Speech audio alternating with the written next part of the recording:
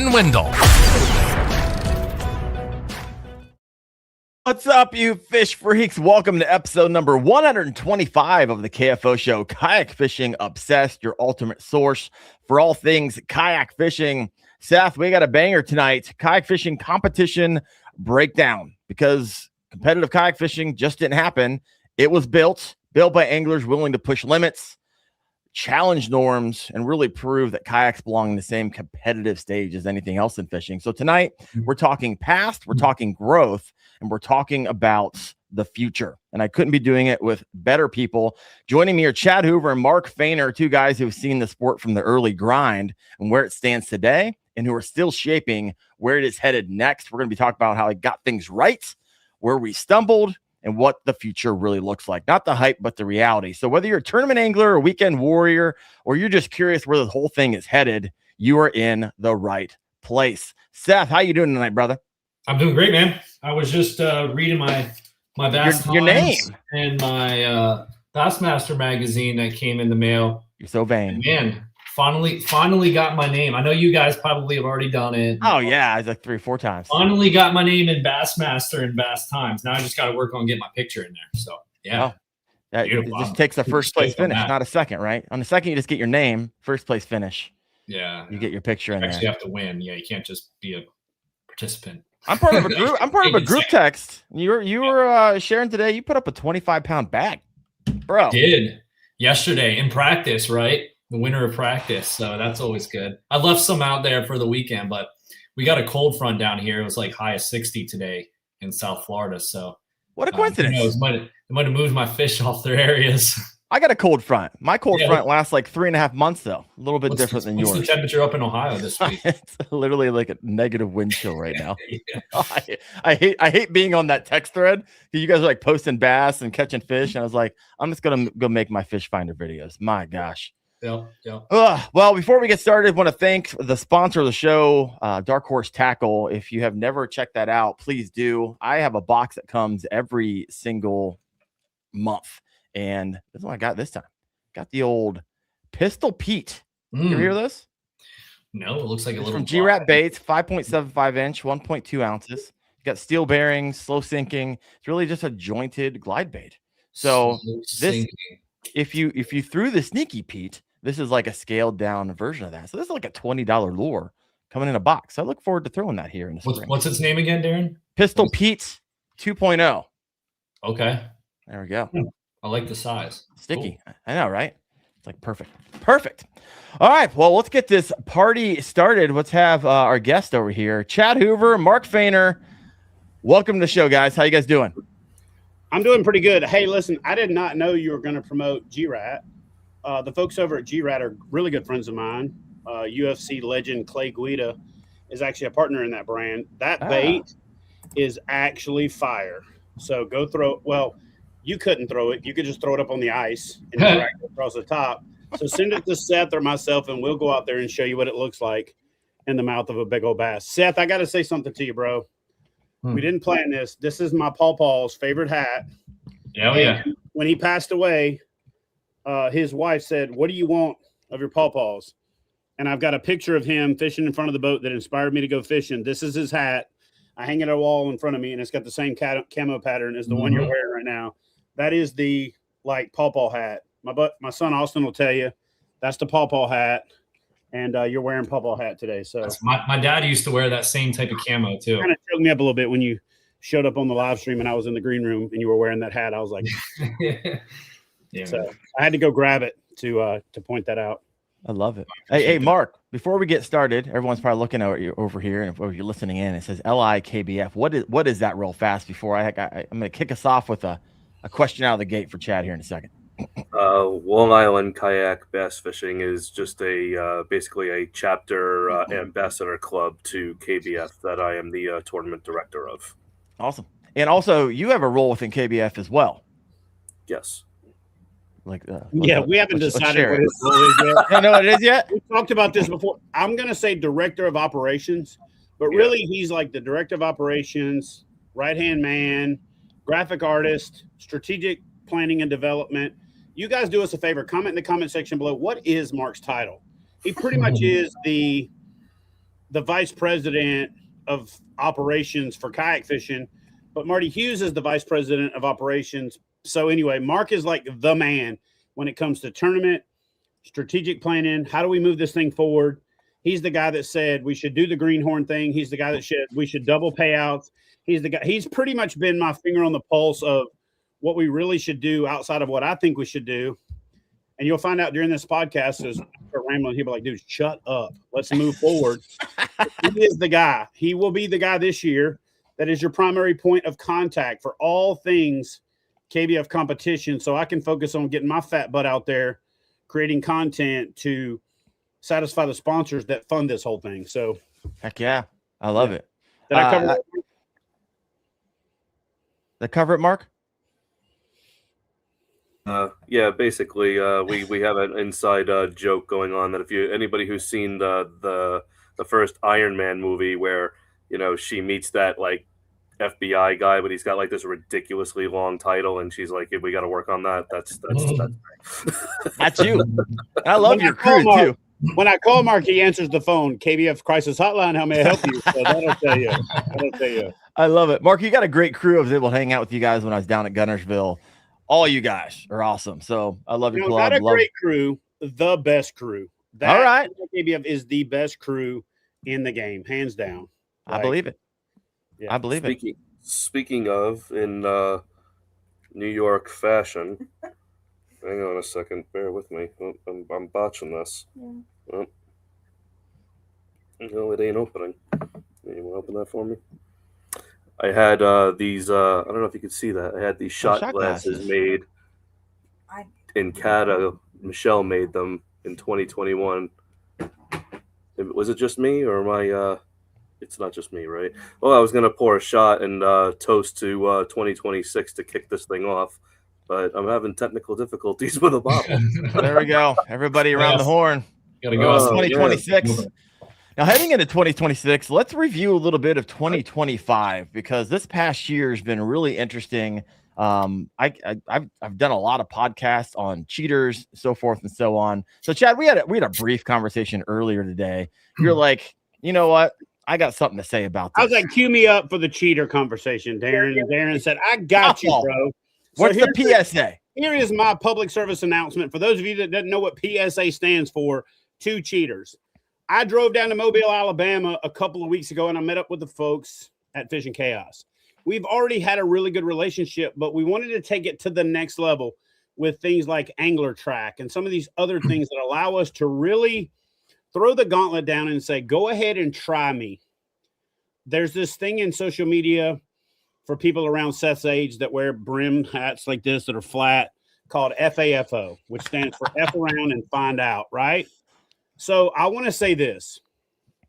There's been a lot of cheaters that have come to light over the last 6 months to a year.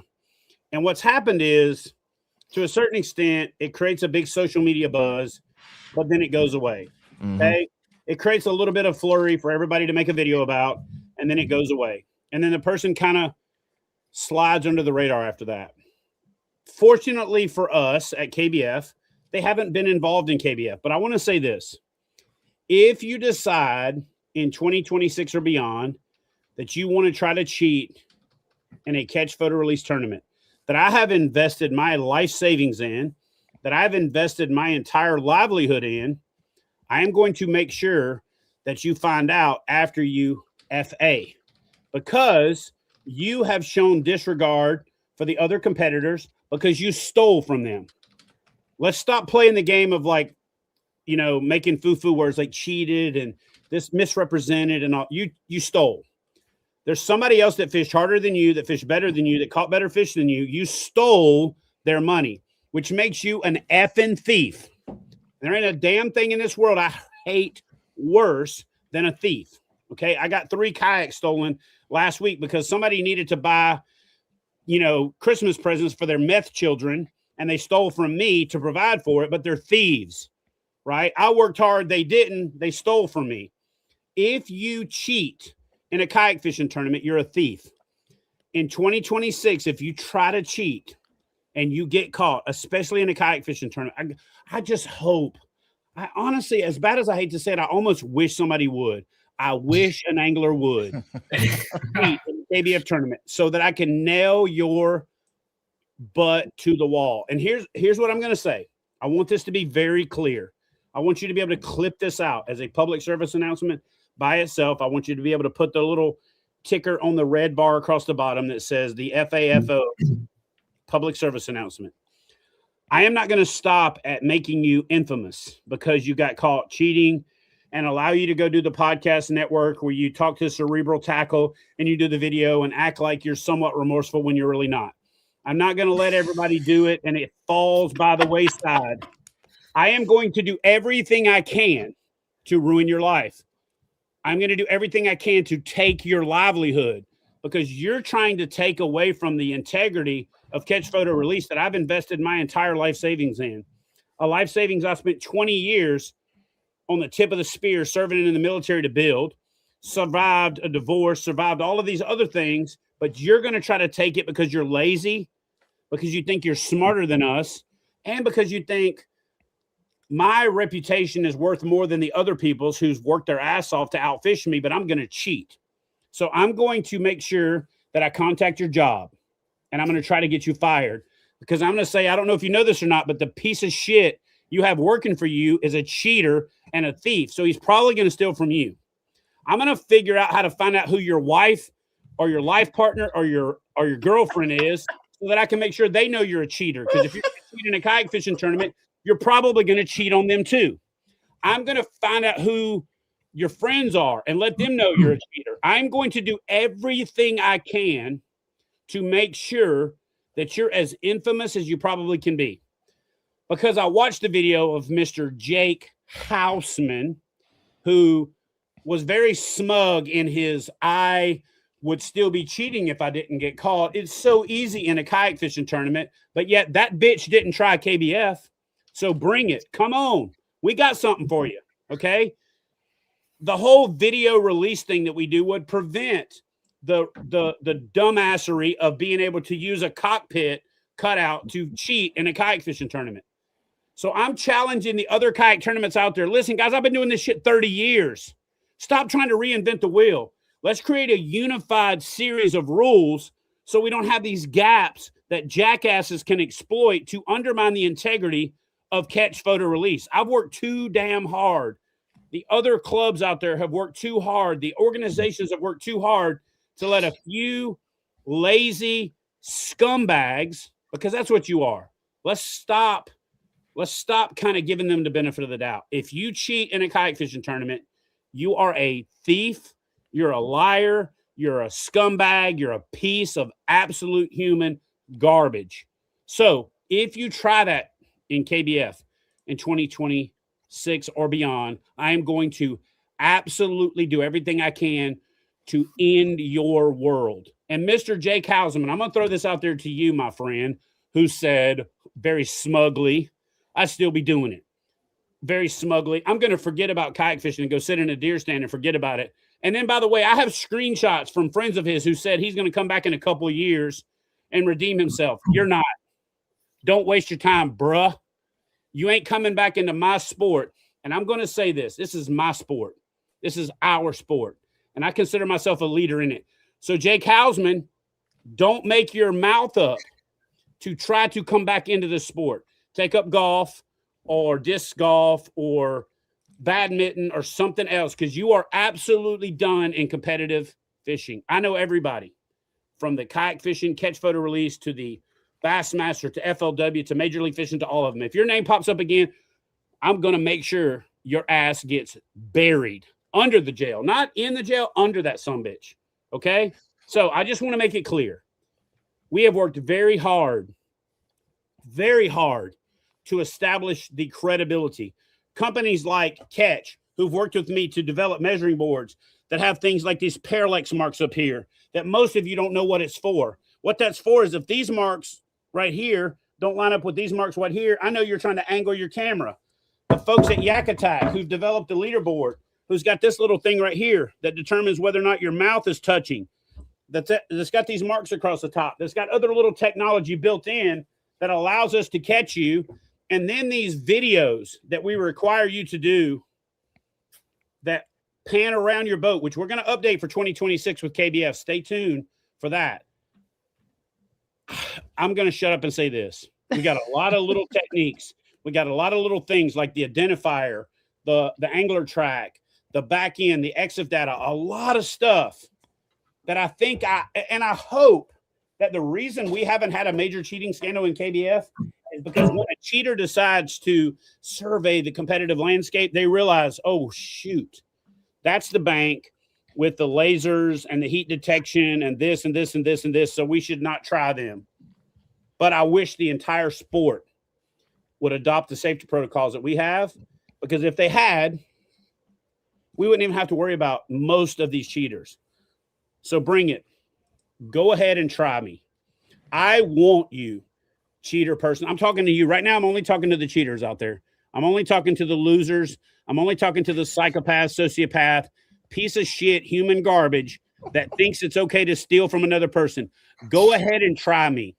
I'm going to come knock on the glass and visit you in jail while your kids miss you on Christmas, while your wife is talking to another dude because she knows she ain't going to see you for a few years, and while you rot your ass in jail and I ruin your life because you're trying to ruin my livelihood and you're trying to steal from people who've basically vested their faith in me to make sure that they have fair competition. So hopefully I didn't overstep my mark there, but I just wish I wish an angler would. That's got to be a real long short. Someone mentioned. Yeah. I think it's important to know. Hey, if you decide to come KBF, decide to pull shenanigans, prosecution is coming, right? You just became Chad's new pet project. Prosecution, and I'm going to try you not just in the court of law, but in the court of public opinion. I'm gonna make you famous. Obviously, Chad's not going to give all the secrets away, but obviously, there's technologies and things that the anglers don't know about. 100%. Easily pin people. I've said this 100 times. When you watch those movies where they're laying out on the table the bank that they're going to break into, and they're saying, "Hey, Catherine Zeta-Jones, you're in charge of this," and "Hey, Ludacris, you're in charge of this," and so you're in charge of this. That's because that bank advertises all of the safeguards that they have. We don't advertise all the safeguards that we have.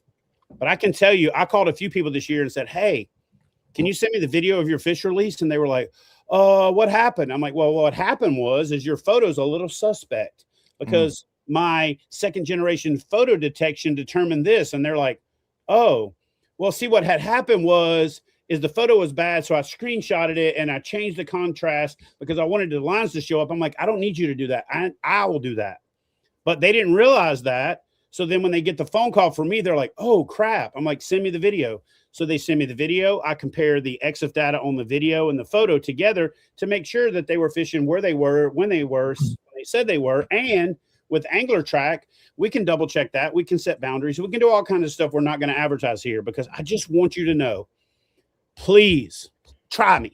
Just try Mark. Mark's going to be in charge of this right here. That guy right there. Try that guy. He's from New York. Hey, I'm from New York. You know what I'm saying? He's going to show up to your house with a sledgehammer, right? And a bat and take your kneecaps out. That's what we're doing this year. Not playing. So yeah. Anyway. Chad, real quick, you mentioned in your public service announcement, you had recently had a few kayaks stolen from you. Want to talk about it any more? Yeah, it was my fault. I left my kayaks over at the private lake that we're turning into Hero Lake. I put a big logging chain on and thought they couldn't cut through the chain. But due to my not fully understanding how meth works and that meth inspires you to do things that, meth you and methany would do that you and I wouldn't do, they got a grinding wheel to the thing and cut it. But I got something for their ass. And all of my sponsors are amazing. So they've already replaced the product. So I hope they enjoy the product. I hope they get more fulfillment out of it than I was. But if you see a RVR 119 out there on Facebook Marketplace for sale that's got the KBF logo embedded in it, that's a one-of-a-kind boat. If you see it, let your boy know so that way I can show up with said baseball bat to collect my product. What about the other ones? About that, I got something for their butt next time. What about the other two that got stolen? I got something for them. Well, the folks at Sea Eagle that I'm working with to develop some prototype boats that are inflatable, that can be shipped to anywhere in the country, that are versatile, that are innovative. The owner of the company said, they're on their way. They sent me a replacement product the next day. So I'm blessed with amazing relationships, amazing sponsorships, amazing partners. And honestly, what's funny is the CEO of Sea Eagle said, well, bless their heart, they needed it more than you did. I'll send you another one. So good on them. But we'll do the AirTag thing next time that you and I've talked about, Daren. Yep. I got a little paintball automation deal that I'm working with a deer trail camera that I'm playing around with. So we're going to have some fun with it, and we'll chronicle it all on YouTube and social media. There we go. All right, let's switch gears here after that PSA, because what's interesting to me is that over the years, we have a lot of these rules that you see within your rules. However, we all know that if we read a rule, it's there for a reason. But a lot of times you can't just ask someone, hey, why is that there? But now we can, because Chad, you help create and form these rules. But really quick, we have 116 live right now. If you haven't done so, please hit that like button, get a little extra yardage for this after the fact. But Chad, one of the things I wanted to chat about tonight, and this is interesting, I hear about it here and there.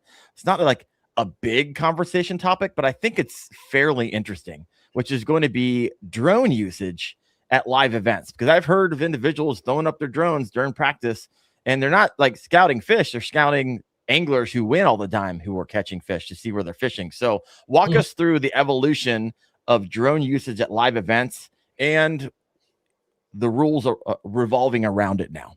So about 3 years ago, when we first came up with the knucklehead concept, we had an angler, and it wasn't against the rules, so I didn't bash said person. But we found out they were going from ramp to ramp to ramp, just popping the drone up because they saw trucks with kayak trailers on them and figured, oh, well, there's a bunch of people fishing here. Let me pop up the drone and see where they're fishing. Again, kind of clever if you really think about it. Said angler didn't need to waste the time of getting on the water and actually putting in the time to learn the fishery themselves. They could drive from boat ramp to boat ramp, popping the drone up. Well, it just so happened we had a semi-famous angler who that person was following their wrap truck around. You guys can probably figure it out if you want to, but I'm not going to throw the name out there. Who said, dude, I have had a drone hover over me everywhere I've been fishing. So at the captain's meeting, I put out that drone usage is not permitted. If you actually read the KBF rules, it's written under the pre-fishing area under red writing that says you can't use it. And I cover it in said captain's meetings.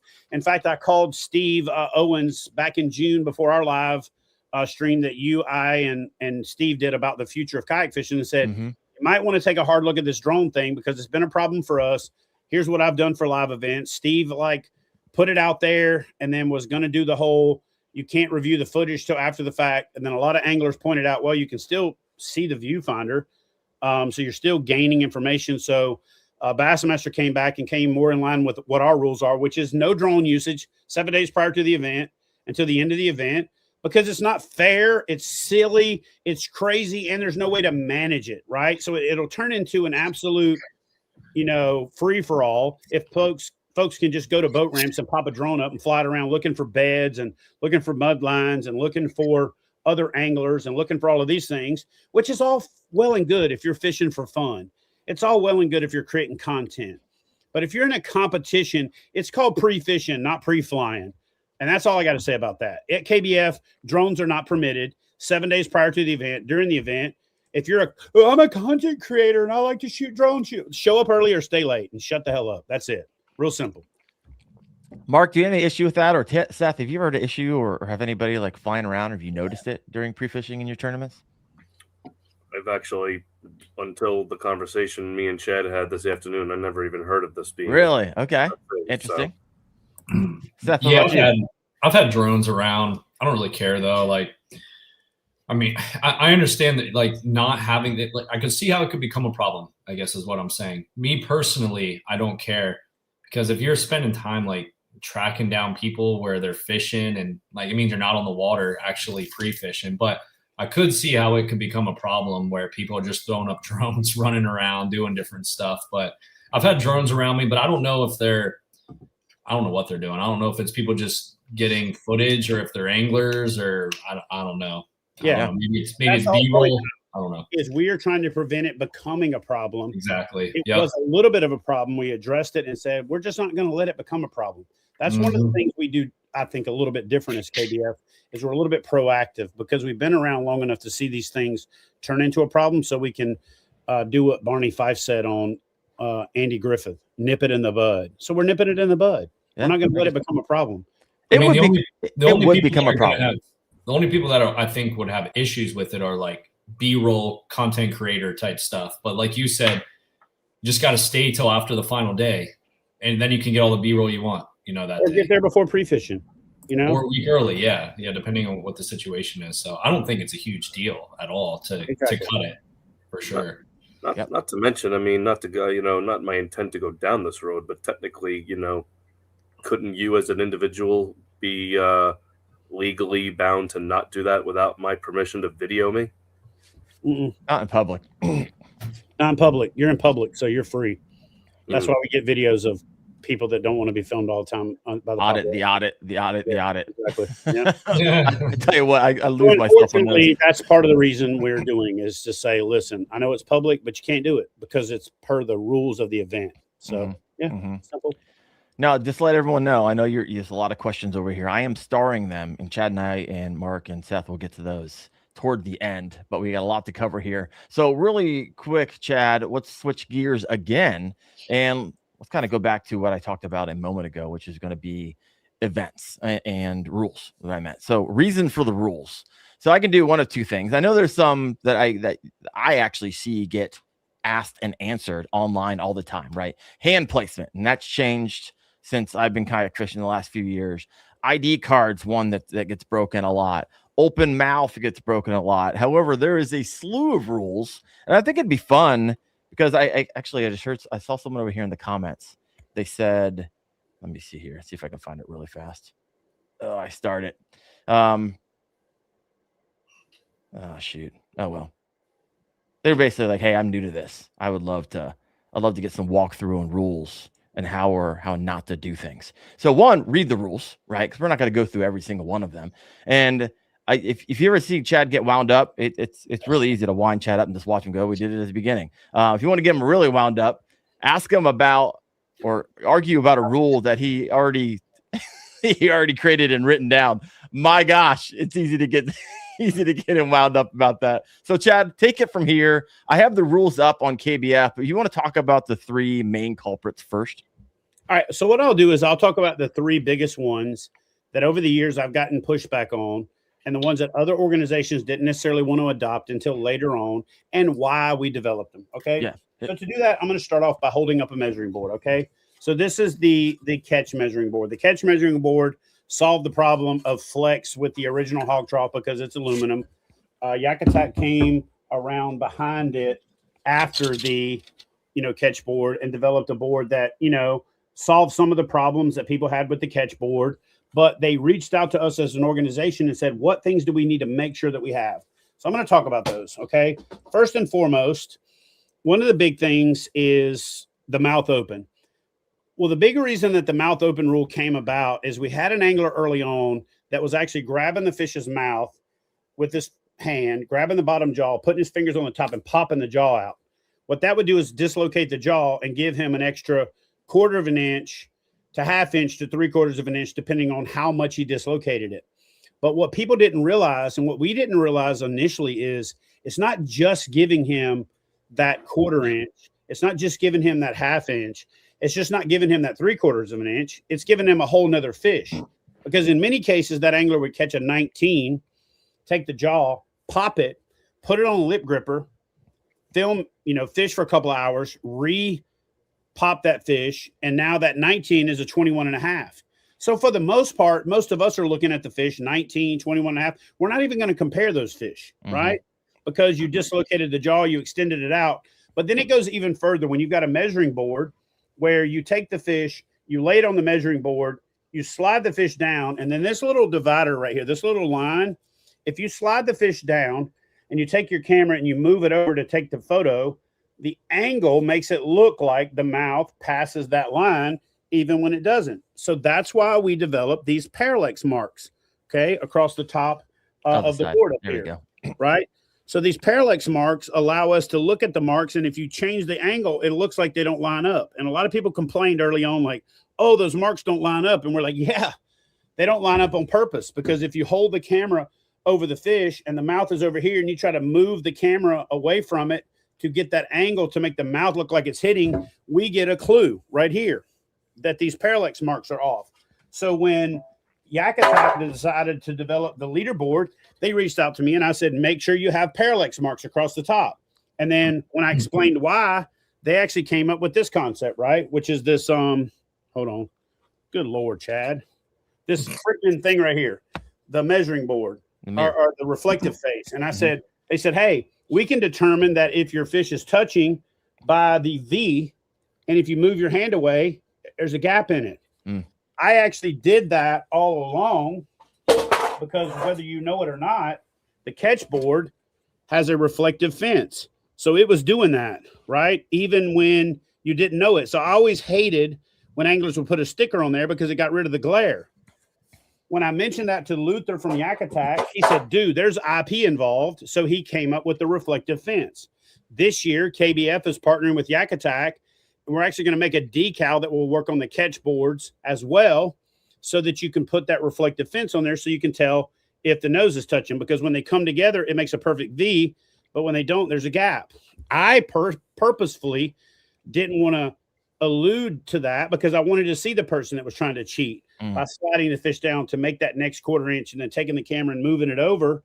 Because if you think about it, over a 5-fish limit, a quarter-inch line cutter on every fish is 1.25 inches. How many tournaments have you looked at where first to 50th place is barely separated by 3 inches, much less 1.25 inches in the top 10?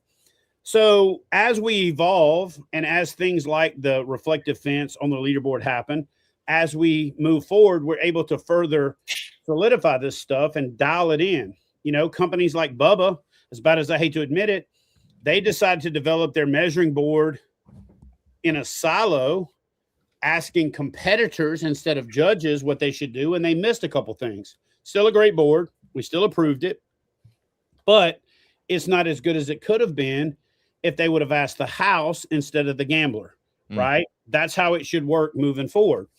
Hand placement is a big one, okay? Early on, I would film people. I did numerous TV shows and crazy things to film anglers. And I filmed some pretty substantial anglers with a fish on the measuring board, and they're down there trying to pinch the tail to eke out that extra inch. And I'm sitting there going, man, you're taking 10 minutes to get this damn fish back in the water. So one, I made the rule for the fish so that you're not sitting there jacking with the tail. Secondly, we had an angler that did that thing your uncle used to do, where you cut your knuckle off. Got your nose. Where he cut a tail off and was palming it and holding the tail to where he could slide it down to get an extra half or quarter of an inch. If you think about it, over a 5-fish limit, that's a big deal. So these rules are actually written in blood and they're written in money. So when you think, oh, I don't want to be so complicated and as anal as KBF is, you're opening the door back up for people to cheat the way that we've already fixed. So again, hand placement became a big deal. But the other big reason is straight up is I would see anglers sitting down there pinching the tail, and they're trying to pinch the tail, right? So here's the tail of the fish facing this way. So that means the head's that way. So they're sitting there jacking around with the tail, trying to get a quarter of an inch, and the fish jumps that way. So they're sitting there trying to get a line cutter to go from 22 1/4 to 22 1/2, and they lose 22 inches. So I see this happen so many times, and I field so many phone calls that I say, you know what? I'm going to make it to where your hand has to be on the fish in the center mass instead of on top of the fish trying to sit there and pinch the tail. So I protect the anglers from themselves. But in the spirit of consolidating the rules with other organizations, with KAS and Bassmaster and Toby and all the other series out there, I conceded and said, you know what? If the angler wants to jack around and screw themselves out of a fish because they want to pinch the tail, by all means, go ahead. But we just want to make sure that you can still see every bit of the tail past the caudal peduncle. So we've evolved. So I'm actually putting my money where my mouth is and moving back towards some of the other organizations, even though I know deep down inside that it's better for the angler to not jack with the tail so that you don't have the fish jump off the board. So anyway, that's the open mouth thing, because again, you could move the fish away from the board, and if the mouth opens up, you know, you can 100% confirm it's not touching. Well, with the reflection, with the improvements in the measuring boards, we can play that game now, and we can kind of relax that rule. So one of the things we're doing is that on the end of the fish's mouth is the lips. This little line right here down the side is the mouth. So when that starts to separate, we know it's an open mouth. If just the tip of the lips is open, that's open lips. So we're going to clarify that in the rules. We're going to clarify that in this video. But just because a fish has got a little opening in the tip of its lip does not mean it's an open mouth. When the mouth starts to open here in this gap where you're trying to extend the bottom jaw out to get the fish to hit the next line, that's where you're gaining a competitive advantage. And that's the difference that KBF is kind of zeroing in on. The ID card. Here's the ID card is two things. One, it proves you read the damn rules, even though 99% of people say they read the rules and they don't. But more importantly, there's a couple of scalars in the ID card that we're teaching AI and we're teaching the tournament management system to read. So we can compare the size of the octagon in the center of the new logo. We can compare the sizes of the boxes. We can compare the corner to corner measurements to say, based on this parallax with the measurements on the measuring board, grabbing 1 inch and using a pixel counter, we can determine if you've modified your measuring board, if you're trying to manipulate the system, or if you've messed around with your photo.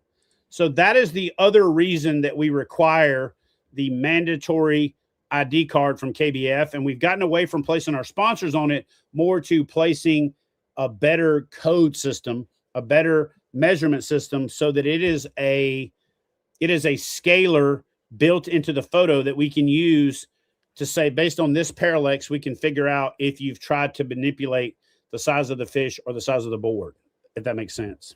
It does. It does. Seth, Mark, any questions for Chad? Or there's been a lot of comments over in the comment section. Anything that were like, hey, I want to address that? There's a couple comments that I saw that were, just people going that they can't believe that people will do what they do for a couple $100 or, let me tell you, it doesn't matter what the dollar amount is. When money is on the line, people, the shitty people, will do whatever it takes. It's amazing what people will do when money is on the line. It's not even the money. It's this. Right. It's hardware. It's accolades. It's clout, social media clout, social media fodder. Look at me. It's really, ironically enough, like this ass clown, Jacob Hausman. Is that the official term? Does anybody know, Seth? Is that like an official term when you're in the flat trim crowd? No talent. I want to do my teens or something. You got to put no talent in front of that. I mean, the thing is, the dude's actually got some talent. He can catch some fish. He's just a piece of human garbage. But that being said, he was not fishing for money. He was fishing for clout. He was trying to say, oh, look at me. Look at what I can do. Right? Look at what I can accomplish. I'm better than the other people. Yeah. But what's crazy is, how do you reconcile that you're better when you know you cheated? It just doesn't make any sense to me. Yeah. Well, your son nailed it when he said stunt fishing. Yeah. 100%. Right? I mean, I've heard stories and people changing the shirt, changing their hat, taking lures out, putting new lures in, taking photos. That's not about money. Yeah. It's about clout. He was doing that for sure. But I wanted to say this: if there's anyone that's on here that's relatively new to kayak fishing and tournament fishing, all the things that Chad's talking about is like the background of why some of the rules are the way they are. It's not that complicated if you do things correctly.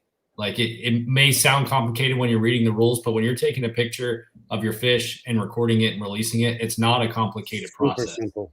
It's very simple. So if you're listening to this is just kind of the history of why we have some of the rules, not necessarily as to making it complicated or don't be afraid of it or nervous or anything like that. Definitely read the rules, but it's not a complicated process once you read them. I want to follow up there on you too, Seth, because I saw a comment that someone said, this is why I don't fish the online events. I know that we've kind of talked a lot about it, which seems like this is being magnified, that it happens a lot. It really doesn't happen a lot. It's just happened enough over the past decade, and why rules have been adjusted to accommodate. This isn't something that happens every year or in every organization. So, I don't let what we're talking about discourage you and make you think that, oh, this is why I don't do it, because nobody can be trusted. There might be some that get away with it now, but it's going to catch up. And Chad's going to find you. That's gonna happen. too. So, it's about deterrence. One other thing. It is super simple. KBF's own lines are safer than most people's live events, because just because it's a live event doesn't mean that a person can't be sitting at home cheating. Look at what happened with the guy that took the 26-inch photo and put his hand over the top. And if he didn't suck at Photoshop, nobody would have ever caught him. But that being said, it is very simple. And I want to make sure I clarify this. I am not doing this for the cheaters.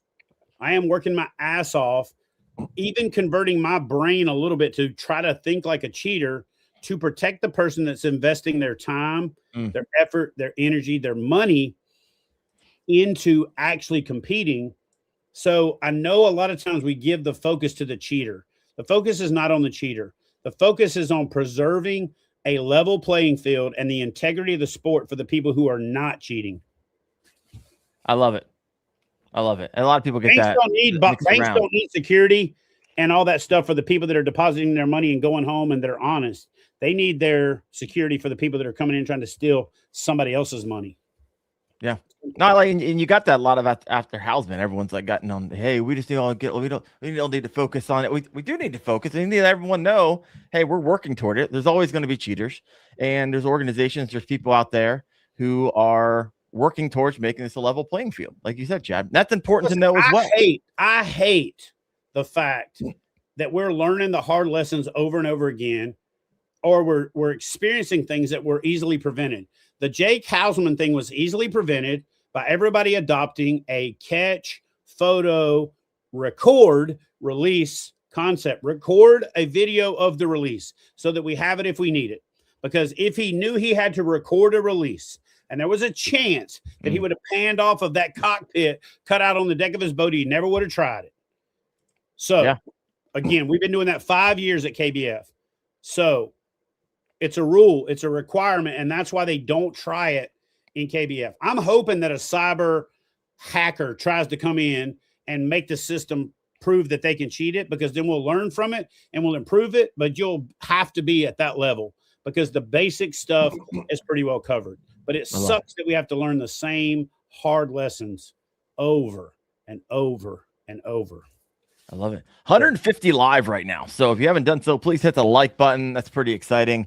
We're going to switch gears a little bit, Chad. I'm going to walk over to the rules. Now, we're not going to walk through all the rules. Well, I'll let you walk through what you want to walk through. So let me go ahead and share the screen and tell me a lot of times what you end up getting. Because I know that people give you you make phone calls all the time for people who broken the rules. And I'm sure all those conversations are a lot of fun to have. So usually walk me through how it goes, and then start walking through a lot of these rules and why they're here. Like, what would you do in a captain's meeting? What generally happens is somebody assumes.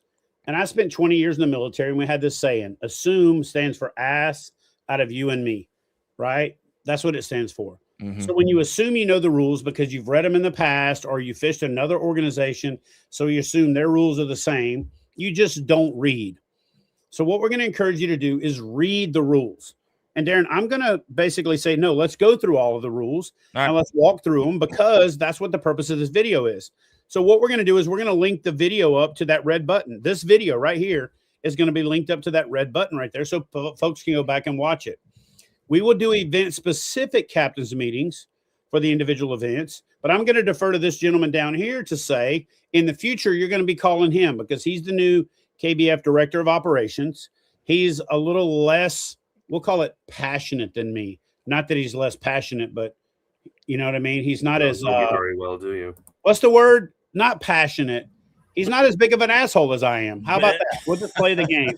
He's not as jaded as I am, so he's a better person to give you the benefit of the doubt. I'm at the point now where I'm so short with people who don't read the rules and cheat that we need a breath of fresh air. And Mark runs one of the best, if not the best club in the country, and he's got a better temperament for it than me, right? So Mark is going to be that point of contact moving forward. So he and I have gone back and forth over these rules. He's read and reread and reread the rules to the point that he's got this stuff committed to memory. We've got a few notes at the top. Here's one of the things that we do at KBF that I think makes the rules very easy. If you scroll up a little bit, Daren, you'll see that there is a table of contents. And the table of contents is actually hypertext linked to each section. So when somebody calls me and go, hey man, I can't seem to find the rule on this, I'm like, I don't understand what you're talking about, because it's in the table of contents as, hey man, I can't seem to find the rule on competition area. Where am I allowed to compete? I can't seem to find the rule on acceptable watercraft. I mean, here's what I did, guys. I took the rules this year in the off season and copied them and pasted them into ChatGPT and said, convert this language into a 3rd grade reading level. So that way it works in Arkansas, Alabama, Mississippi, Texas, and Central Ohio. Oh, come on. And I reposted Northeast Ohio, so I'm good. So that it's super simple. So I don't know what people do when they say they can't figure it out, because we have a table of contents that lays it out. We have very simple, plain language rules. And we have notes to clarify where every rule is. And Mark had a great idea a couple of months ago where we created this video button to where now we can even do a video explaining some of the things that people have had questions with or for, so that they can click on that button and watch my fat ass explain to them how it works, because they're either too lazy to read or just don't have, that 3rd grade level of reading comprehension. And weren't you born in Louisiana, by the way? Kara was saying. I know admit Louisiana on purpose because I'm from there, but yeah, I'll throw Louisiana back in there. So anyway, but yeah, we've got a table of contents. It's pretty straightforward. So Daren, if you'll just read off the table of contents, I'll let you know if there's anything I can think of that we need to delve into. But for the most part, it's pretty straightforward. So how about we just do this? You read off the topic on the table of contents, and I'll let you know if it needs to be expounded upon. This is great because not everyone's live, so they're just listening in here. So number 1, participation and eligibility. It's pretty straightforward. I don't think we need to get into this. If I need to explain to you about participation and eligibility, you probably aren't smart enough to fish in a kayak bass fishing tournament. You need to take up golf or pickleball or high five competitions or something along those effects. I just really don't think that one. Mark, can you think of anything in that category that really needs age? I get age a lot. It's all covered. It's literally simple, and it can't be written in any other color of crayon. If you are curious, that you are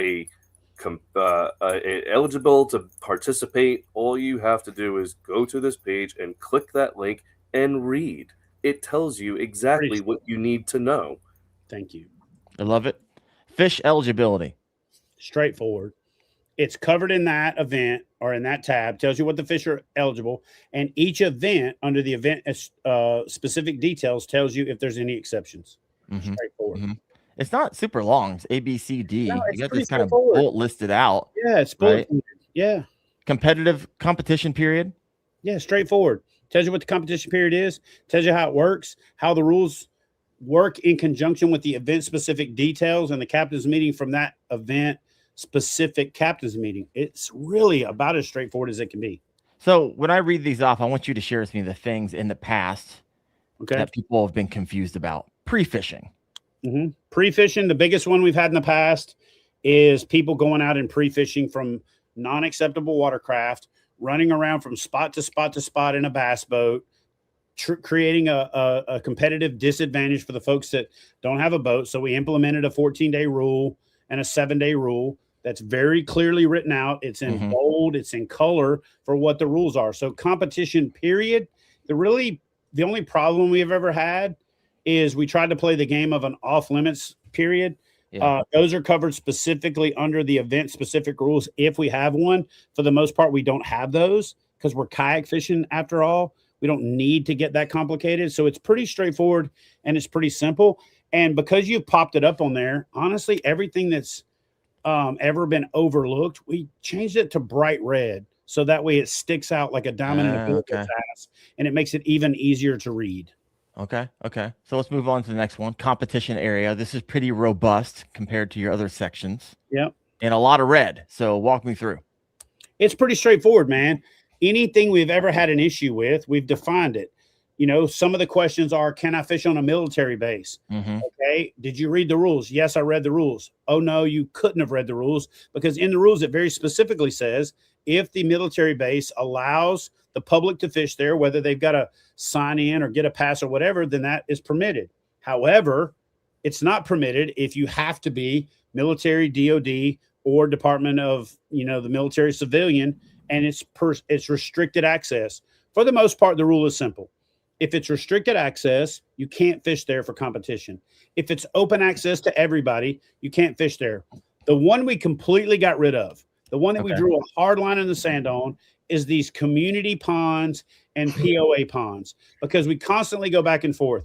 Well, my buddy is the director of the HOA, and he said I can fish there, so therefore I can fish there. And then you're going and fishing this pond nobody else can fish in. So if it's a community pond, an HOA, which stands for Homeowners Association, or POA, which is Property Owners Association, those are 100% prohibited from KBF competition.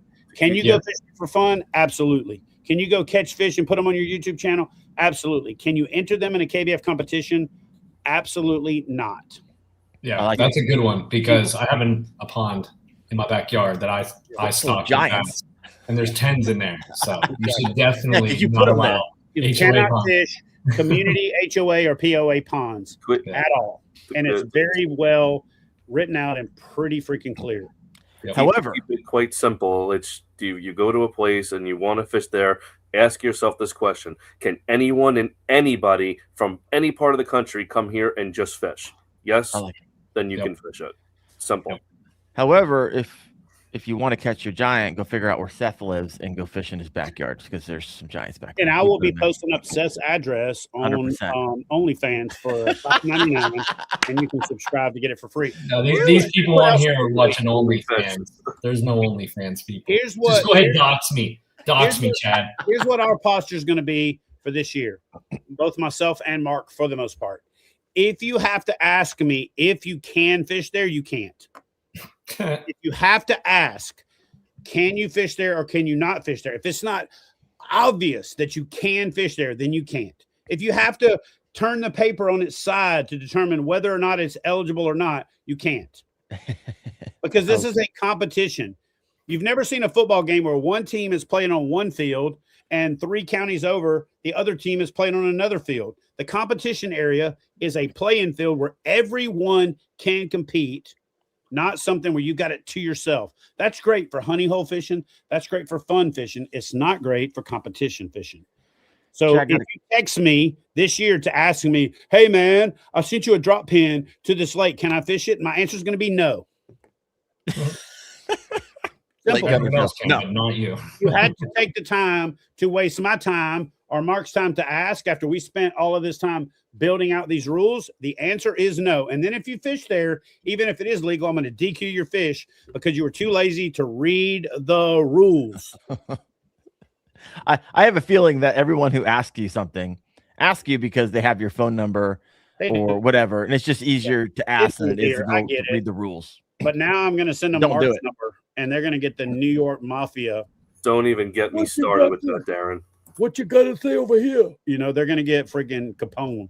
I cannot tell you how many times people just say that. Oh, it's just easier to call you. Yeah. It infuriates me. I've been busting Chad. Because we bust our ass. We bust our ass in the background to put this together for you guys so that you don't have to do that. Because why have a website? Why have a Facebook page? Why have a competition rule standards under the event on the event page? I might as well just call me in my number. Thanks. Have a good day. Don't do it. I've been busting Chad recently too. I was like, Chad, you got to stop taking these phone calls for me. You're on the phone all the time. Like, they're just wasting your time. You've already did the work. I did. Amen. Thank you, Daren. All right. Got a question for you, Chad. It comes from White Church Fishing 1. Didn't it used to say in the rules you're eligible for a lie detector test? And all of the year I've been kayak fishing, I've never seen it done. Still does. And we have done it more than anybody else. I have done more lie detector tests than actually not more than anybody else. I've done it more than every other tournament series combined, added together, and then doubled or probably quadrupled. I did 40 lie detector tests at the Shreveport event at the KBF National Championship. I did 35 at the National Championship at Shreveport. I did 16. I did 16 during COVID. During COVID, I hired a summit to come do lie detector tests who was like this. he looked like Darth Vader. That, yeah, we have done more lie detector tests than anybody else ever, and we will continue to use that. However, I will say this: our lie detector test is part of the equation. Unlike some of the bullshit that's out there and the controversy that's out there about, oh, the lie detector test is not the end all be all. I write my own questions for the lie detector test. I provide it to the facilitator, and we use it to trip up the angler to answer a question. And then we follow up based on information we already have through Fishing Chaos, through information that we have, and through stuff we don't share so that we can catch them in a lie if we need to. But yes, we do more lie detectoring than anybody in the game. And I will tell you this, Drew Gregory has been lie detectored more than any angler in the history of kayak fishing. KBF alone has probably lie detected Drew Gregory, oh my God, probably a dozen times. It got to the point where he drew randomly and because of where he placed so many times that he came to me and thought I was like singling him out. I'm like, dude, it is what it is.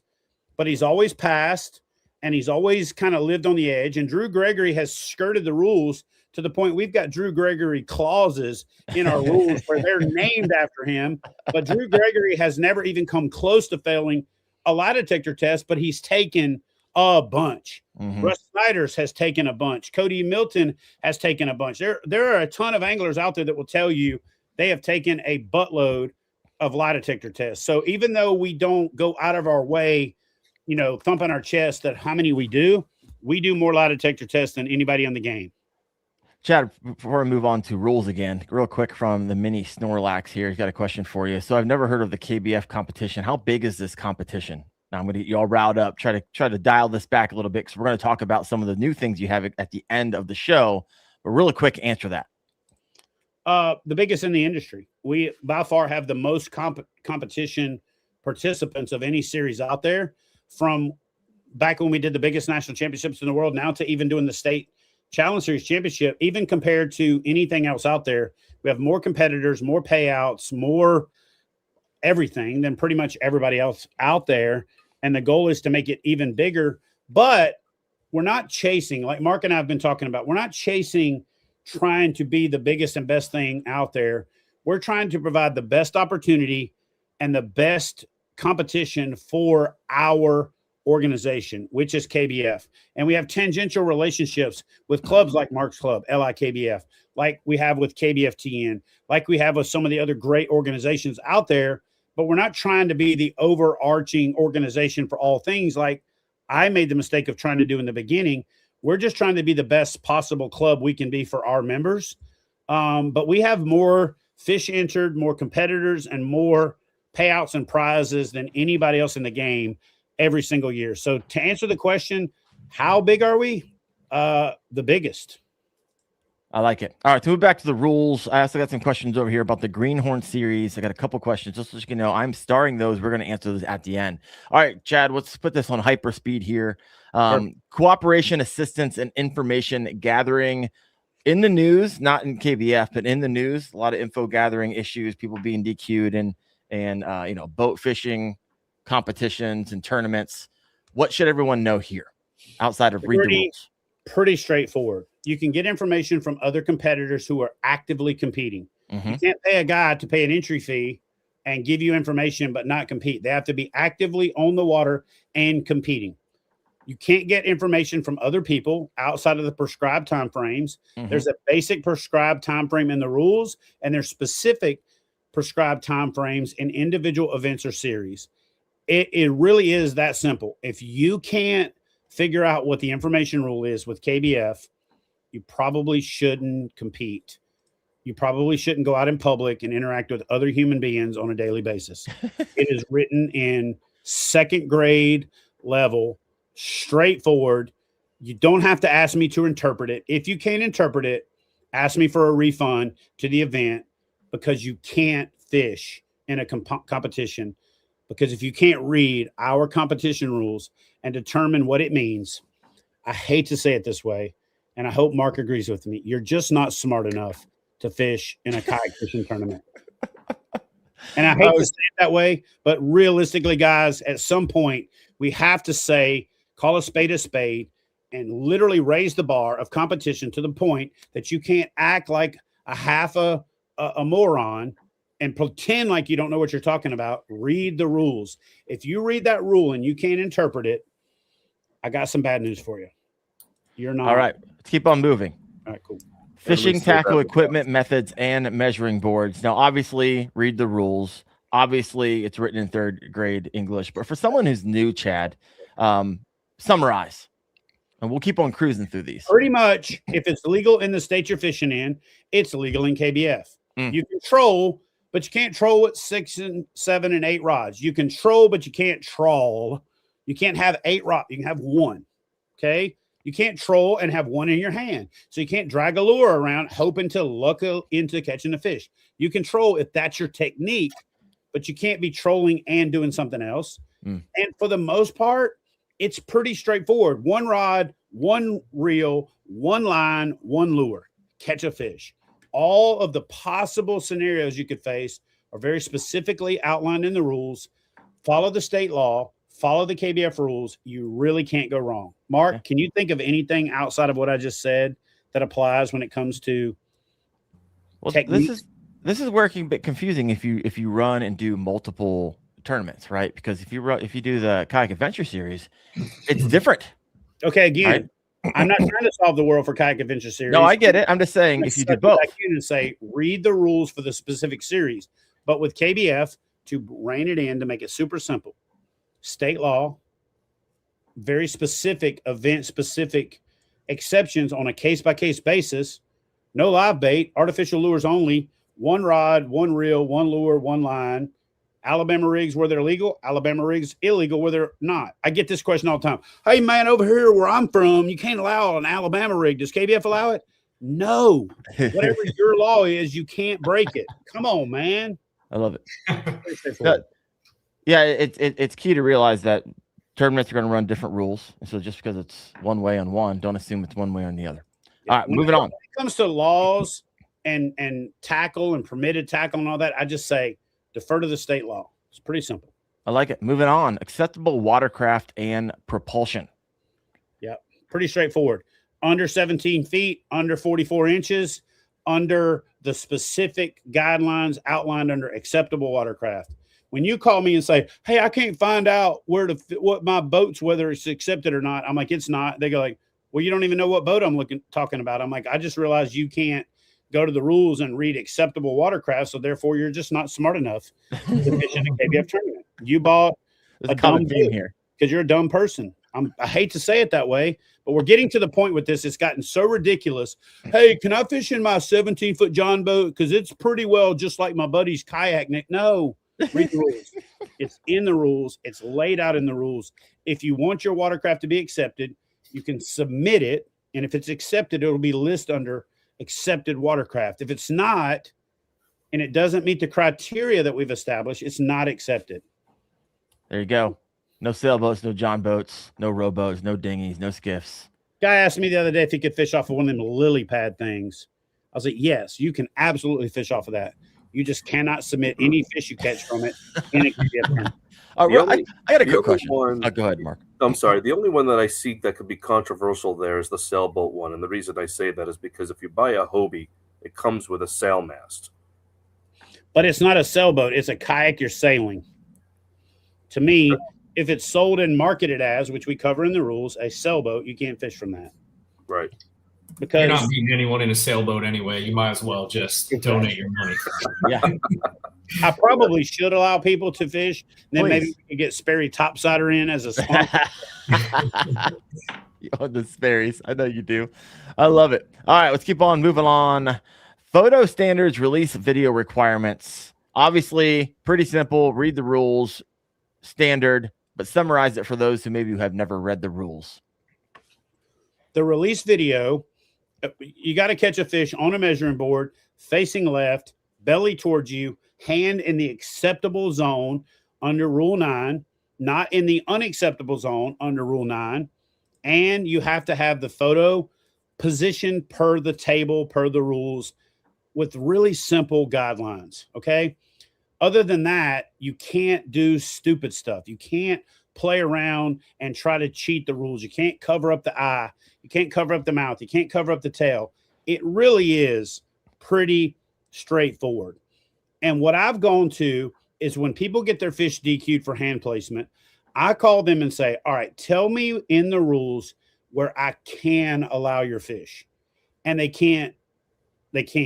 So if you read the rules and your hand placement, and honestly, I'm going to defer to Mark on this one. Mark said no touch versus no cover is the confusing area. So we got away from no touch zone because we had people that would touch the fish in one spot, but their hand was covering the other part, but we couldn't tell 100% where they were touching the fish. So now we have a no cover zone. So if you have your hand in the photo and you angle the photo and you take the picture, well, my hand's not touching that part. Well, we can't tell that. We can only see what we see, and you're covering it, and you're covering it in the photo. And the photo requirements say that the photo is taken as vertically over the fish as you possibly can. And had you put your hand in the right place, you wouldn't have to worry about it. So it's pretty straightforward, honestly. We don't over complicate it. Mark, you got anything to add to that? Nope, that pretty much covers it. You know, and Mark created that graphic to make it even simpler. He made that graphic in like kindergarten. We had a graphic before that I thought was super clean and super easy and super smart. Mark's like, hold on, let me write this in like West Virginia, and he did. to be clear, I took an original graphic someone made you and just cleaned it up and reiterated it. But the one common thing I want to jump on with is the video release. On the most probably common question nowadays is, how long do I have to keep my video release? How long do I have to upload it? Or I don't compete in KBF tournaments anymore because I have to do a video release. It's literally 10 seconds at most. You got your phone out anyways. You have your phone literally like this, taking the picture, capture, switch to video. Okay, today's week. I'm fishing this tournament. 15-inch fish. Boom. Back in the water. Done. It's over. Here's the video button. Here's the photo button. You literally just swipe a quarter of an inch and hit the button. And you don't even have to swipe. If you got an iPhone, you just hold the photo button and it records. Bro, I don't even make it that complicated, Seth. You're going to really you're going to blow some people's minds. People out there that say, I'm not fishing KBF because I don't want to do a video. Cool. We don't want you fishing either. Because the people that complain, here's what I've learned. The amount that somebody complains about the rules is inversely proportionate to how likely they are to win and how likely they are to cheat. Now, I'm going to go back to Mr. House. Every tournament director that I spoke to that Jake Hausman competed in a tournament with, he argued with, complained, he was the biggest pain in their butt. And every cheater that we've ever had in kayak fishing complains to tournament directors more than any other competitor out there. So in the future, if you complain to me incessantly, I'm going to start extra looking at your fish. I'm not saying I don't want you to. I'm just saying, if we're looking at the track record, the people that have complained the most have also been the ones that lose the most, that win the least, and cheat and cheat and cheat. It really is simple. If you got that big a problem with the rules, it's because you got something to hide. Literally, I'm going to do it for you. Hey guys, here's my 17.5-inch fish in the KBF January State Challenge. I'm going to use this remote as my fish. I'm picking the fish up. I'm putting it in the water. It swam away safe. Back to my measuring board. Done. If you can't do that, I don't know, pick up Tiddlywinks or golf or something else. Tiddlywinks? Whatever. What, Jack? Play that game where you throw the ball and swipe up the little things. I mean, oh my gosh. Realistically, if you're complaining about the release video that I'm trying to use to keep you from having a jackass cut a boat's cockpit out and cheat you out of your money, I can't help you. My goal is to protect you from the jackasses out there that are trying to cheat. Take a video of the fish. Take a video of yourself. Guess what I'm going to do this year? I'm going to have you pan back to yourself to show the PFD. You know why? Because I have 1,000 challenges every year. Hey, Billy Bob's not wearing his PFD. Why do you say that? Oh, I can't see it in the photo. How the hell can you see it in the photo? He's taking a picture like this. But they're challenging it for the sake of challenging it. And I'm going to say this.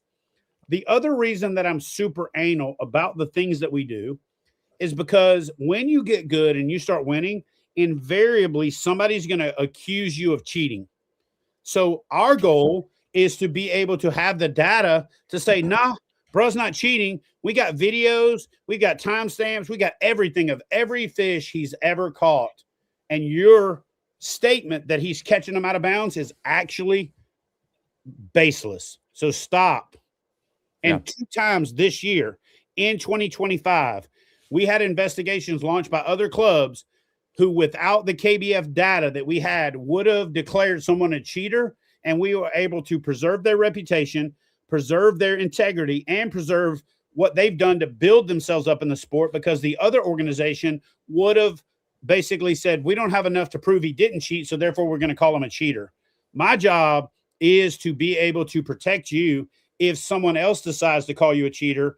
And I'm going to work as hard, if you're not a cheater, to make sure I protect your integrity as if I do if you are a cheater, to send your ass to jail.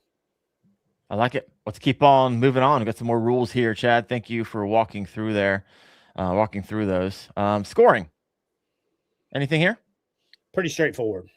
Again, yeah, I know. You keep on saying pretty straightforward. However, answer it in the way, because a lot of people in the chat over here is like, hey, I'm new to this, right? That's the reason they're on here, because give me a summary. It is a breakdown of how the fish is scored for the event. That's as basic as you could answer that. It is literally every way that it could be scored, denied, challenged, adjusted because there was something wrong. So as you see, it says, like, the first one says blurry photo, unclear, scored at highest mark that it could be seen. Pretty I'll make it simple for you. We're going to give you the benefit of the doubt to the maximum extent we possibly can. So if the photo's blurry, but it's clear enough that we can make it out, we're going to give you the benefit of the doubt. The things you really run into are, if you cover a no-touch zone, we can't help you because you've covered what we now call a no-cover zone. Okay? You've tried to cover an area that has been historically covered for the purpose of manipulating a fish. So therefore, you don't meet the standard for that fish to be accepted. If the mouth is open, again, not the lips, not this part, the mouth, we're going to deduct you a 1/2 inch. The reason we do that is we want you to not try to get an extra 1/2 inch by opening the mouth, because we take the 1/2 inch back from you if you happen to make the next line. So if you try to open the mouth to get the next 1/4 inch and the penalty's double that, you're not going to try it. So we have a 1/2 inch deduction. And then we have a couple of things like tail lifted off and bad identifier and bad, other things that will result in the fish itself being completely denied. It's about as straightforward as we can make it. We've actually cleaned it up substantially over the course of the last 18 months. And it's now in very straightforward bulletproof, text that says, these are the ways your fish can get approved. Here's the things that prevents us from approving it. Again, we don't want to deny fish. We don't want to DQ anglers. I want you to read the rules differently. This is not what we're going to look for to deny your fish. These are the things that prevent us from approving it. If you fundamentally shift your brain that way and say, I did not give you what you needed as a tournament organization, as the competitor, to approve my fish, it's on you. It's not on us. We're not looking to DQ your fish. But if you don't give us everything we can to approve it, then we can't. So it's on you. Here's an interesting question. Just I'm getting it a little bit from those who are commenting right now. Have you ever had anybody have like the protest abuse penalty? Yes.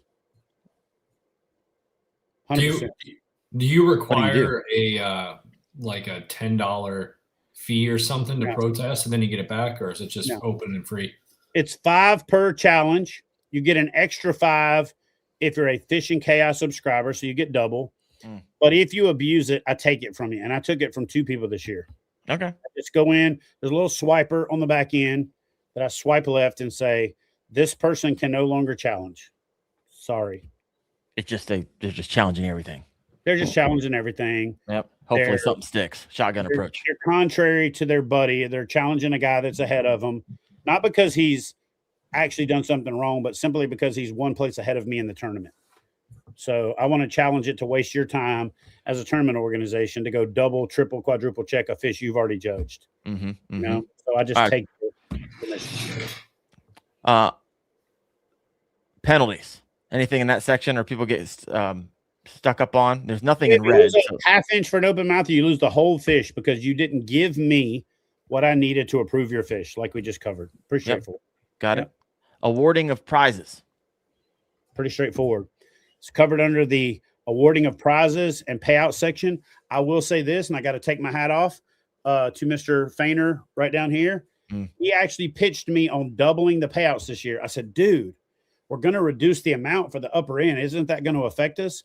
He created models for both, walked me through it, and I was like, damn, it's really not that much different for the top 3 or 4 people, but we're paying out double. So we're literally paying out 20% instead of 10%, which incentivizes more people to fish. It gives a return on investment for more people. So giving credit where credit's due, I was actually against it.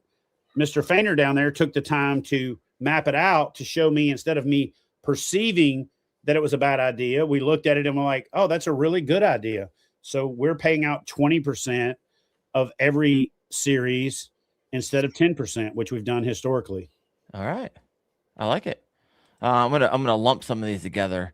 Taxes, sale of prizes, safety. Anything you want to touch on there? Taxes, sale of prizes, pretty straightforward. We do 1099s. That's why we require you to put a W-9 together. We're a business. We have to run this thing correctly. Sale of prizes is simply to protect our sponsors. If a sponsor provides product and the next day all the product's up for sale on the website, they're going to stop providing product. So just be smart and be a little discreet about it. If you win a prize that you're not going to use, sell it to a buddy. Don't go online and post it up. Hey, I won this yesterday. It's up for sale. Because then sponsors are going to stop contributing prizes. Yeah. Want to jump back up to safety? Just want to say that 100%. Safety is our probably, number one goal is to make sure that everyone gets off the water safe and back home to their families. So the number one, it's letter B there, but I'm going to call it the number one, issue we have with the kayak community is wear your PFD. Even, just because you're fishing in an online event and you're by yourself on your, home lake and nobody's around, doesn't mean that something catastrophic can happen. Exactly. 100%. You post up videos or pictures of yourself in our community and you're not wearing your PFD, we are not going to share it. In fact, we're going to delete your post because we're not about that. Yeah. And take a next step further. Don't only just do it for yourself, be an ambassador for it. Chad was just showing the Nowhere No Share pledge. You can go to nowhereNoShare.com right now, and you can pledge to not only say, hey, I'm going to be wearing my PFD, but I'm going to be an ambassador for encouraging others to do so as well. So if you have never done that before, head over to nowhereNoShare.com. We haven't really pushed it a whole lot. Already got over 100 people signed the pledge. We got companies signing pledges. We have magazines signing pledges. And Chad and I are working behind the scenes to get more and more every single day. And nowhereNoShare.com is actually part of KFAST, Kayak Fishing Advanced Safety Training, which Chad and I are really, really close to having that completed. The basic certification, those courses. We just had a business meeting this morning where in the next week or two, we hope to be testing and going live on this. So I know we've been pushing this. It's not the easiest thing to get courses and a learning management system and a business up and all the protections needed for you and for us. And so that is coming very soon. Chad, any thoughts on that before we continue to wrap up the rules section? Yeah. One of the things that we get beat up on is like, hey, man, you should allow 2 motors. Okay. We have real insurance. We run a real business. So when I go to my insurance company and say, can I allow 2 motors? The first question is, does the manufacturer rate the kayak for 2 motors? And I go, no. Then the answer is no. So for those of you that are like, well, my club allows it. Cool. Your club allows it. Fish your club. I can't allow it. I called Mark up and said, dude, what do you think about the 2 motor thing? He shut me up. No, it's not. There's 4 kayaks on the market right now. You could truly put 2 motors on and be safe. Until the kayak companies step up and rate their boats for it, we can't in good faith allow it. So instead of taking your time to text me or making your mouth up to bitch at me about why KBF doesn't allow the rules, text the leadership of your kayak company and say, hey, when are you going to rate your kayak for 2 motors? When are you going to rate your kayak for actual max capacity and performance? When are you going to go to the Coast Guard and get the approval? Until then, I don't want to hear it anymore. Okay. It's crazy that I'm the dude getting the arrows in the back because I was the first one to allow motors. Now we're getting arrows in the back because I won't allow 2 motors. Y'all done lost your damn minds. Okay. I don't see a place in the near future where I allow 2 motors. I really don't. And I might even regret saying what I'm saying, because at some point we might have to, or at some point we might, but I don't see it happening until the vast majority of kayak companies change the way that they do their weight capacity ratings and change the way that they certify their kayaks, because it is not safe for the average kayak angler to put 2 motors on their boats, 2 motors, 2 sets of batteries, 2 sets of wiring, and do it without any type of regulation, oversight, or manufacturer's approval. Yeah, got some people here in the comment section say, hey, thanks for explaining that. Never knew that was the reason. Also have a few other people saying some people passing away just this past week or so. I haven't even heard about these. You have one over here saying, we just had a young man pass away at Marine Creek here in DFW. Leave your rig at home, not your 19, PFD. Yeah. 19 kayak anglers this year that I know of, from various people texting me, or stories that I've gotten, or posts that I've gotten from the various state agencies or departments of natural resources that I'm friends with. 19 brings the grand total of to 246 people since I started tracking this about 7 years ago. 246 wrecked families, 246 needless tragedies, 246 stories that are no longer being told, 246 stories that ended that day in I didn't wear my PFD, and a photo of it being strapped to the back of the seat of the kayak after the person's body was found bloated and floating 5 days later. It's silly. And at some point, somebody has to take a stand. And fortunately, I found Daren, batshit crazy Wendell over there, who joined forces with me to say, let's be the reason for change. I reached out to that knucklehead down there and said, hey, man, you with me? He said, absolutely, and designed the logo. And then Daren called this guy up here and said, hey, bro, you got your flat beam ready? Because we're going to do nowhere near sure. He said, I'm in. So, love it. I love it. On the flip side, I'm starting to hear more and more of this. Jonathan Turner here in the comment section. PFD saved my life this year. Putting it on should be everyone's first thing for launching, not putting it on after your launch. So, Jonathan Turner, glad you're with us, my friend. Glad you're not one of those 19 or so this year, or 250 over the past decade. Glad you're with us, my friend. All right, let's keep on cruising, because, Chad, I know you have some things to talk about Greenhorn. I'm going to lump a bunch of these together. Competitor conduct, disputes and appeals, public comments, compliance with laws. Yeah, I had a feeling you were going to say something like that. I pulled it from NASCAR, Bassmaster, and Major League Baseball. I took their rules of what you can and can't say to be, here's what it boils down to. A lot of times when people are hot, they get pissed off and they say these things, and later on they realize that they were wrong, but they never go back and backtrack it. So the damage has been done to the organization, to the series, to the sponsors, and to the community when somebody viscerally, responds when they've been what they feel like is wronged. So we created a public commentary rule. We created a code of conduct, and we created an organizational structure modeled after other world-class organizations that have competitors and competitive infrastructure. I don't know that I can do it any better than that, and to say, if it works for the NFL, Major League Baseball, Bassmaster, Major League Fishing, and I think one PGA, it can't be, you know what I'm saying? Like, they've been doing it 100 plus years. I just copied it and smoothed it up a little bit and put it in kayak angler speak, and then put it in Chat GPT and said, put this into a 3rd grade reading level for me. Yeah.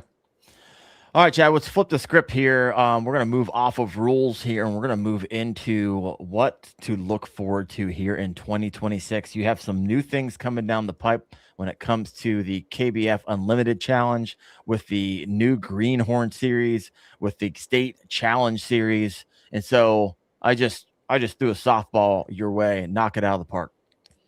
So I think that probably collectively, Mark and I have spent 600 or 700 hours developing an overview and a system that works based on positive feedback, negative feedback, and trying to create the best possible balance.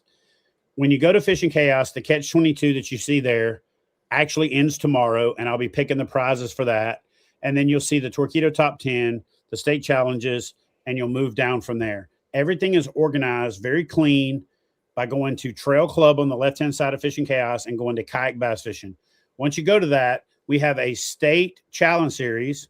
We have a state angler of the year and a regional angler of the year for every state and every region built out underneath that. It is very straightforward.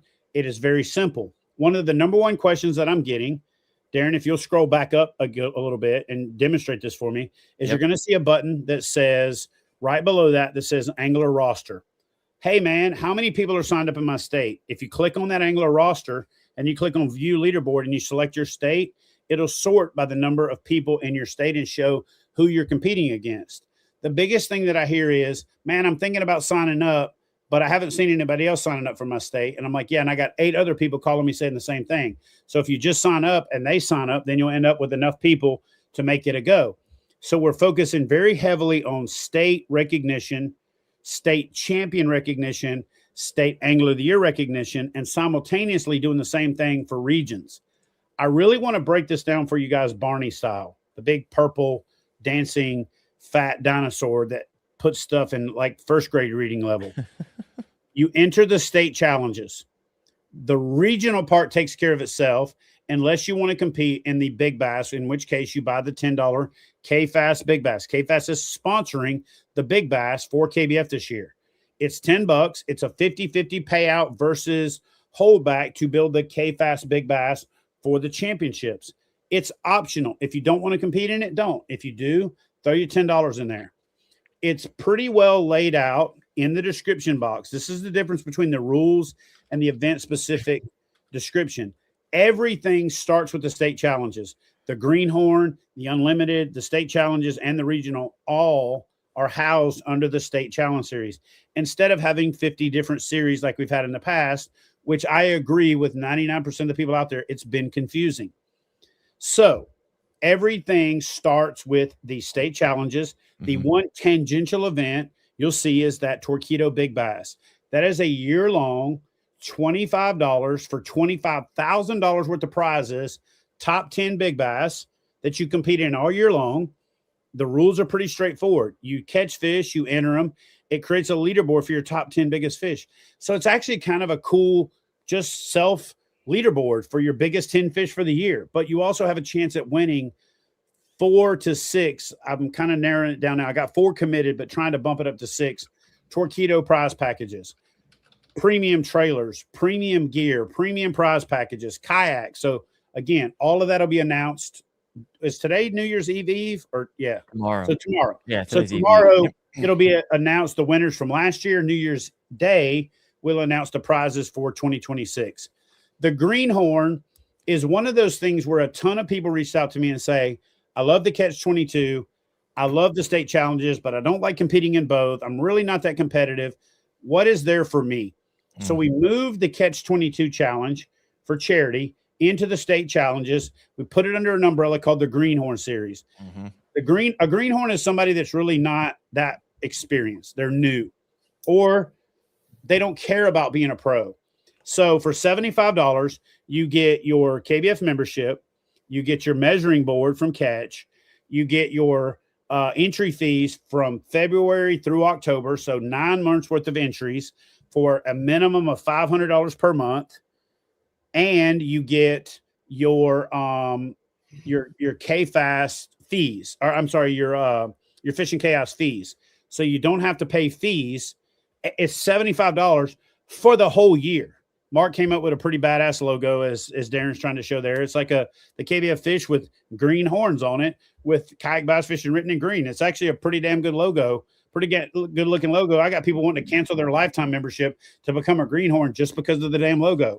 But the idea behind it is it's a series to compete in that you're not competing against the hammers out there, because the hammers can't compete in the greenhorn, but the greenhorns can't compete in the challenge series for the states.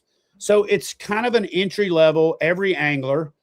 The only real crossover is you, as a greenhorn, you can compete in the Torqeedo Top 10 and you can compete in the unlimited. So here's what the unlimited is. Every month there's an unlimited series, and then there's a overall unlimited for the year. We're going to be giving away 4 new canoe unlimiteds, 1 per quarter, 1 Q1, 1 Q2, 1 Q3, 1 Q4 of the new canoe U10, the unlimited 10-footer.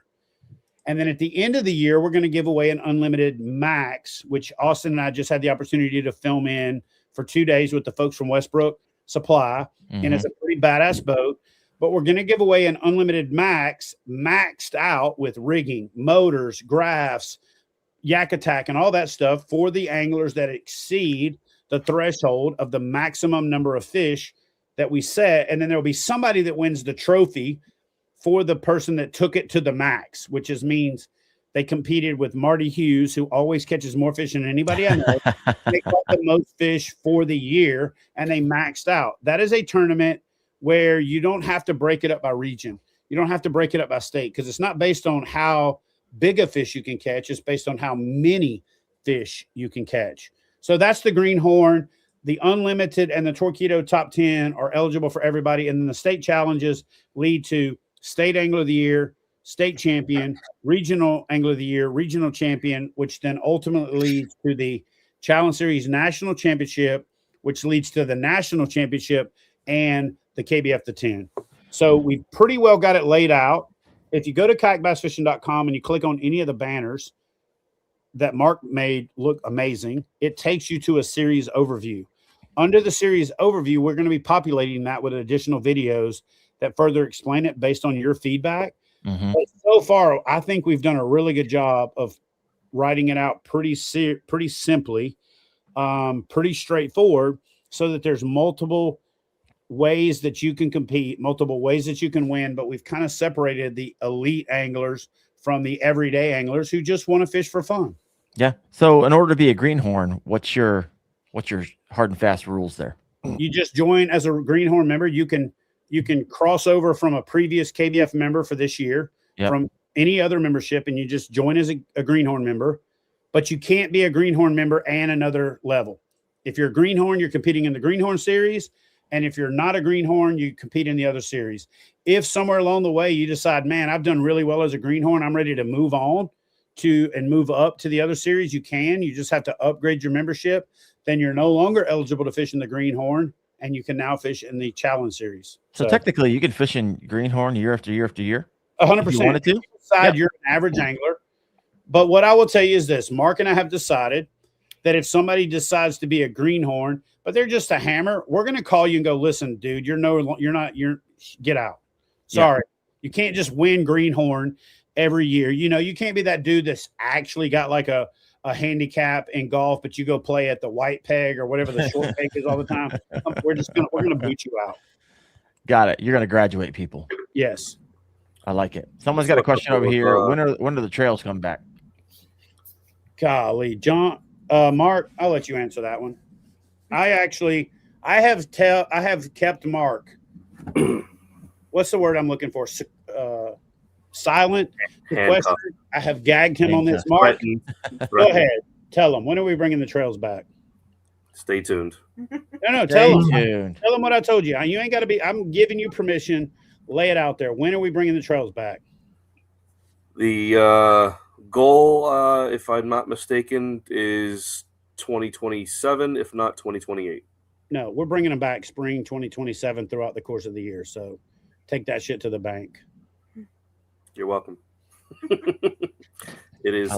It's been my pet project to bring that back with the reintroduction of the regionals. So when the trail comes back, it is going to be regional. 100%. So we're building the regions this year to set the table for bringing the regions back in the trail series back in 2027. All right. Let's land this plane, Chad, Mark, Seth. I got some questions from the audience I promised I was going to ask, and so let's rip through these. First off, thank you, Stinky River Tom, throwing a couple bucks my way. Appreciate you. Melvin Marriott early on said, is there a schedule for 2026 out yet? A schedule as far as kayakbassfishing.com. Go check that out. Go to kayakbassfishing.com, click on any of the banners. It takes you to the series overview. And if you go to Fishing Chaos and click on tournaments, they're all laid out in order. Yep. This one you kind of covered, but just to make it uber clear for people, Pyro said, what KBF tournaments are starting on the 1st? The State Challenge Series, the Unlimited, the Greenhorn kicks off February 1st. There you go. I like it. This is an interesting comment. Some people are new to KBF. I like it. Will KBF ever branch into New England?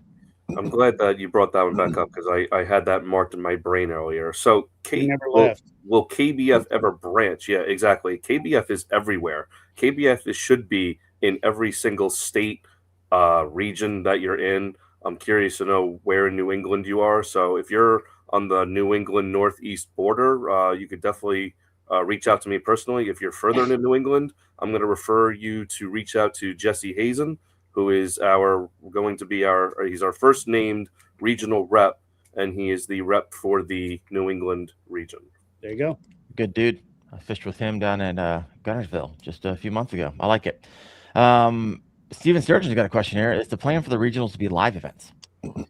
For 2026, they will be virtual 3-day events, Friday and Saturday, cutting to the top 10 for a Sunday regional the 10 championship. And in 2027, they will be live events. Let's re-clarify that. The regional championships are going to be virtual 3 days. The regionals are just like the state challenge. While you're fishing the state challenge throughout the month, you're fishing the regional. So that's happening, and you're accumulating points. Yeah, your state entry is feeding into the regional standings, so they're live all throughout the year. Exactly. Like Mark said, the regional championship in October. October is going to be championship month, kind of like baseball. It's the October championship month, the playoffs. There'll be regional championships, which we have laid out on the website. We have laid out based on the dates for your region. Those will be 3-day virtuals in 2026. And we will be visiting the tourism shows and getting back in the mix of things like we were with KBF before for having live regionals, which were part of the live trail series for 2027. So, yes, stay tuned. But it's a good question. I like it. Is there a listing of KBF representatives so Chad's phone doesn't go off every 5 Not yet, but it's coming. So our list of representatives right now is that gentleman right there. Yeah. Go to our website, and we have a staff link. We'll be populating out that staff link over the next 3 to 5 days with the people that are there now. And then as people get added, like Mr. Jesse Hazen, Mark will add them with a little pretty cool, baseball card looking stats layout page or whatever with all of their contact info. So there will be. So Chad, and I guess this is specifically to Mark, being that you kind of lead Long Island KBF. When someone says, and they did, someone said, hey, there's never anyone ever in my state, which is Massachusetts. So I get it, per capita, pretty small state. However, there's people there. So what would you say to someone like this? There's an absolutely huge club in Massachusetts that runs multiple regions in Massachusetts called Massachusetts Kayak Bassin, who is run by, I believe, Ken Wood and a couple of other anglers that I know. Mm-hmm. So you actually have a boatload of people that I wish we had access to fish our region. We KBF. They're pretty straightforward. Great club, great group of dudes. They've had some leadership changeovers and stuff, but yeah, you have a lot of opportunities in Massachusetts. All right, anything I missed that you're like, hey, one to chat about as we slowly land this plane? Chad, Mark, Seth? I did see one comment that said that they lived on a state line and they weren't sure which state to fish. The answer is fish them both. Yeah, 100%. And I'm not saying that to take your money and double up I'm saying double up your chances to win. And it's pretty well laid out in the rules under reciprocal agreements. And if you're fishing on the state, I've got it written out about as clearly as it can be written out for that very. I'm picking up a theme about these rules. Yeah, pretty standard, pretty cut and dry. 3rd grade level. Read them. 7 years. Those rules have been evolving. 27 years. There you go. Like the back of your hand. Seth, any thoughts before we close this up? What if you have a hammer in a state that just wins all the time? I'm just going to have Mark show up at their house with a bat, take their kneecaps out. No, it's just part of it. I'm not talking about myself. Yeah. Get better. If you have a hammer like you do in Florida with Dalton Albright, we're going to come up with some clever ways to incentivize other people to win other things. So yes, that we have a plan for that. Yeah, because some people, I mean, whether it's they're super talented, and I'm not talking about this specific individual, or they got the spot, man, and it's difficult to beat them sometimes. So it might. No, those are all rules. Those are all excuses that people who can't beat them make. Because I will tell you, for Dalton, I've had every claim under the sun that he's fishing in private waters. He's got the spot. He's honey hole fishing. But I will say this. I went down and filmed with him to see what he's doing exactly. And he was absolutely public water, real time, laying the smack down. Then some of the anglers in Florida complained, oh, no, he's fishing in whatever. He's got a secret spot. And then they had an event on one of the places that he fishes. And he went there and laid the smack down and beat all their asses in a live event. So he served them a big old cup of shut the hell up. Just to be clear, I wasn't talking about Dalton. I like Dalton. But I'm saying he's a specific example. Correct. If you're thinking a person is beating you because of thing here, you are making an excuse to let yourself off the hook for why they're beating you, other than the fact that they're just beating you. They're fishing harder, they're studying longer, they're researching better. But there is no place anywhere in the country where an angler has a honey hole where they're fishing over and over and over again. I have 9 anglers in the 2026 or 2025 Challenge Series that have been accused of fishing fish. Oh, he's catching the same fish in the same place over and over again. The absolute smallest number of places that one of those 9 fish was 5 different bodies of water. So it's not like they've got this 50-acre honey hole that they're going and smashing the fish. They're just doing a better job of fishing. And unfortunately, we're not a loser-based organization where we're going to, pussify America, where we bring down the everybody gets a trophy. If you don't want to compete with the people that are hammers because you want to, lower the competition so that you can compete, KBF ain't the place for you. That was my end question, what I was trying to get to, Chad. Yeah. Not the excuse. You wound them up. You wound them up. Are we lowering the bar for the people that continue to win? Or we keeping it? Yeah, I wanted to make it clear. There are no instances where the person that's kicking your ass is doing it because they have anything other than a hell of a lot more work ethic. Gotcha. Like, oh, he's a college student, so he never works. No, he works 2 jobs, and his mom has to drive him to the spot to drop him off 90% of the time because he didn't even have a car in the beginning. So he's going above and beyond to coordinate. He's just a little bit more mad at the fish than you are. So, next time you're thinking about going to your company picnic, realize Dalton's fishing and kicking your ass. Right. Next time you're spending time with your kids, know that Dalton's fishing. Yeah. Hey, listen, if you want to be a family man, I'm just kidding. But by and large, we've got a few plans down the road to kind of containerize that stuff. But for 2026, the baseline is we're going to make more competition, so it makes it harder for that one person to win all the time. There you go. I like it. Well, Chad, Mark, Seth, appreciate you. Everyone on. We had between 100 and 150 on all night. So appreciate everyone chiming in. A lot of comments over here in the comment section. So appreciate you. Appreciate your time. And also thank you to the show sponsor, Dark Horse Tackle.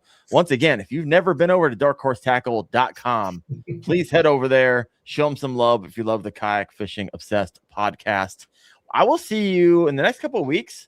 I have Creek Fishing Ventures on. I got a few other anglers on. It's going to be a good one. And so until then, we will see you in the comment section. See you in our videos. Appreciate you. You guys have a good one. Thanks, Chad. Thanks. Happy New Year, y'all. That's right. See you in 2026.